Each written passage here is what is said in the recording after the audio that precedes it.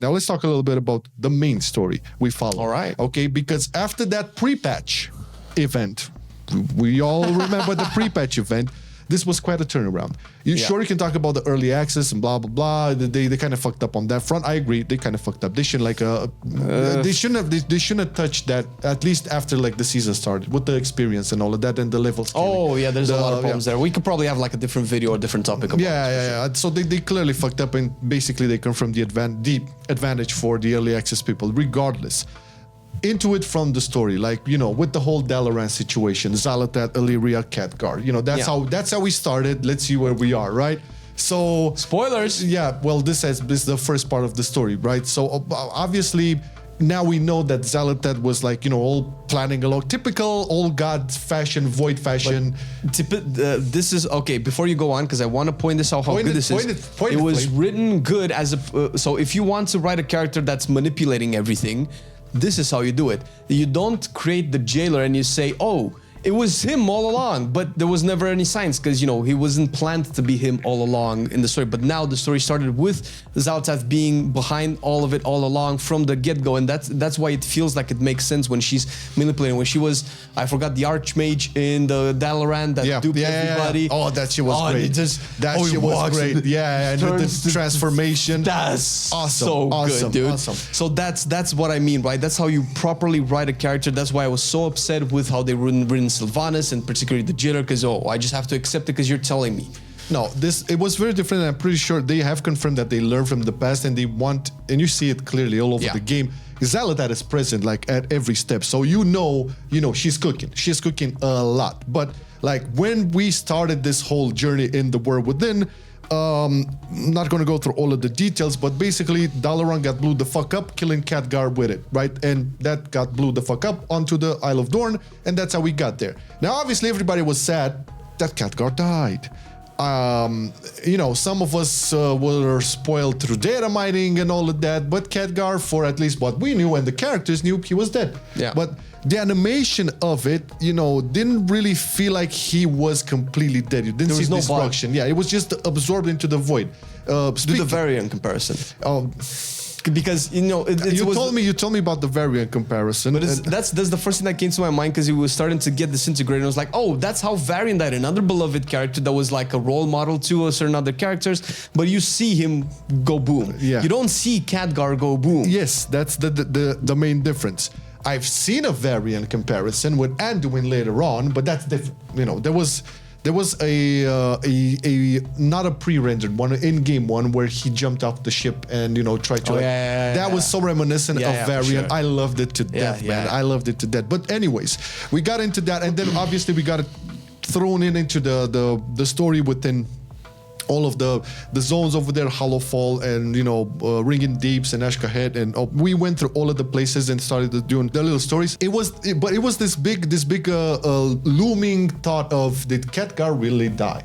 I didn't believe he died because it wasn't graphically, it wasn't, you know, really. I was too afraid to hope, but I like that they kept me in the limbo, because that feeling of anxiety was like, is he dead? Is he not? Is he dead? Is he not? They could go either way, and we know in the past that even if they feed a certain narrative, let's say they leave us breadcrumbs that he's alive, they could still just decide like, oh, fuck it, no, just kill him out, just kill him out. We had that happen in the past, so I never really put him behind them to actually trust their little breadcrumbs and leaving us like, okay, he's not really dead. You don't really see a body. Exactly. You only see his arm go in. That doesn't really tell you anything. Well, we didn't get to the second part of the story, but I just want, once you get into the second part of the story, which basically was this week, or this was the last part. The last part, the third part, whatever.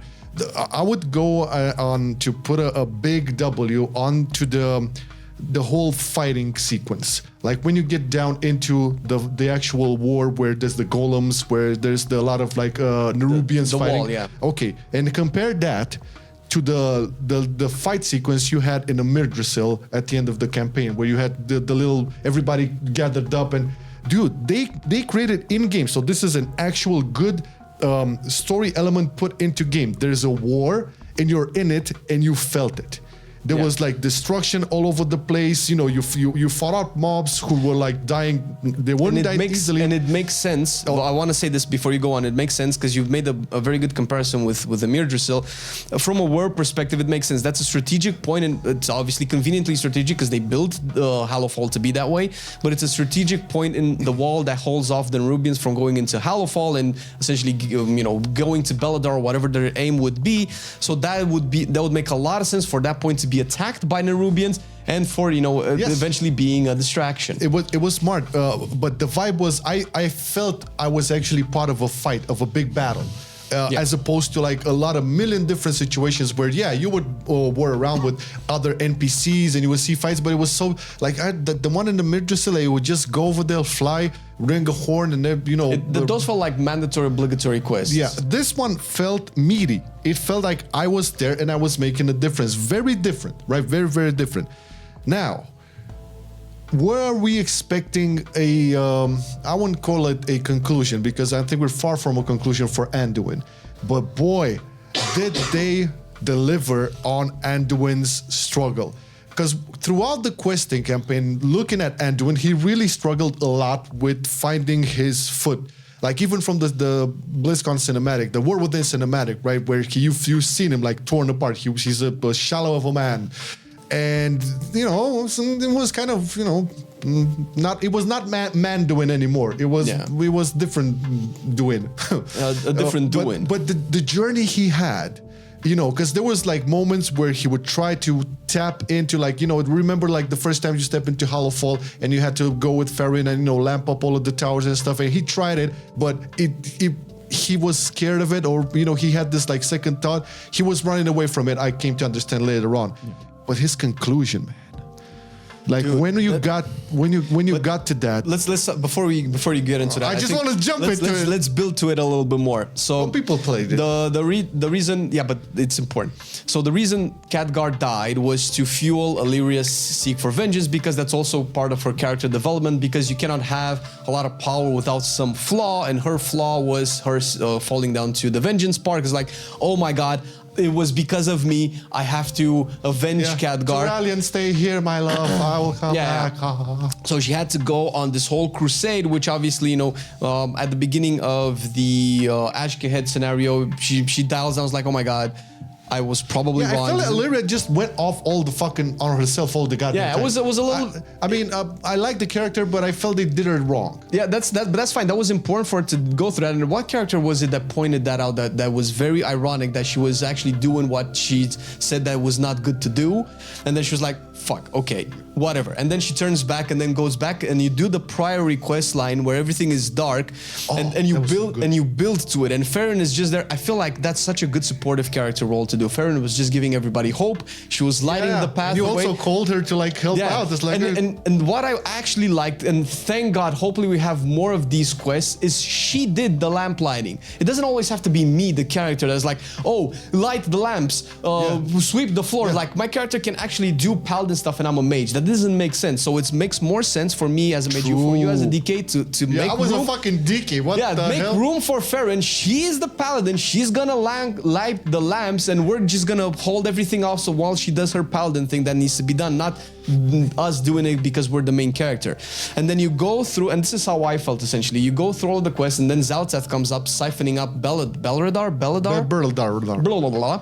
And then she's siphoning it all into the Dark Heart, and Illyria is like, oh, we meet again. And Zaltath, oh, again you're shooting at me. Again I'm shooting at you, but I'm not actually shooting at you. I'm shooting at your Dark Heart.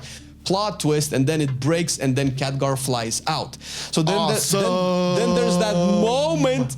There's that moment. It's like, oh my god, yes, he's not dead. And then because there was also that whisper. She remembers like, this is not the real fight. Yeah, exactly. Yeah, he managed to like speak with her through the void. I think it was just more her remembering his words, or maybe I think he was because he was basically in some sort of like a void limbo prison. Yeah, parallel void dimension. But managed to communicate with her, and he like when he got out, right? He said something along the lines. He congratulated her. Yeah. So you choose the right fight, or this was not the fight, something like that. and then he like, you know, he was dead. But this is where we're getting to the important moment. I think this is how you write an emotional moment. He's back and you're like, oh my God, yes. And then he's slightly dying and you're like, oh my God, no.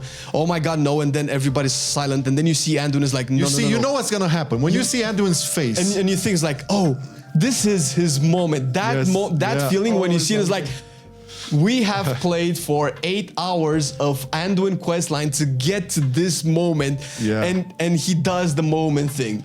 That was for me, like, I'm not gonna bullshit you, I shed a tear for that moment, because it's such a relatable thing. Like when you have like a broken man finally finding his strength or his courage to do something, you know, so altruistic, so beyond him, right? So something that would be like totally against his broken state, and actually like call forward finally the light, realizing that was his moment. It was everybody magic. Gets a moment, everybody gets their point, and the fate comes and say, okay, this is you, now it's you have to do it. And it felt like it nobody said anything. There was no overarching narrative telling us what this is. You knew when you were looking at it, you saw his face, you saw how they beautifully, masterfully animated his emotions on his face, and you knew he knew that you knew that he knew that he had to do it.